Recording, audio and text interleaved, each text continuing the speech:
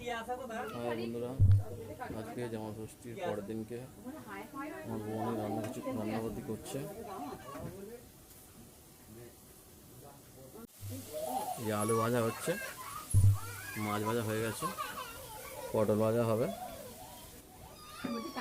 এখানে তরকারি করার সরঞ্জাম কাটা আছে। সকাল থেকে তো আমার বউ অনেক খাটছে। এই যে রান্না করে করে এমন হাত পা দেখা যাচ্ছে না। মেজদি খেয়েই যাচ্ছে, সকালবেলা খেয়েই যাচ্ছে। নাচো ভালো করে, দুজন নাচো। ভোরে এমনি নাচো, দুজন এমনি নাচো, দুজনে নাচো, দুজন নাচো। এই তাকি থাকে। সৃজন আর রিমি নাচছে দুজনে।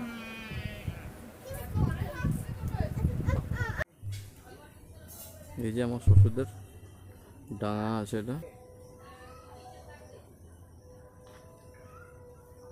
পুরোটা এটা ডাঙা।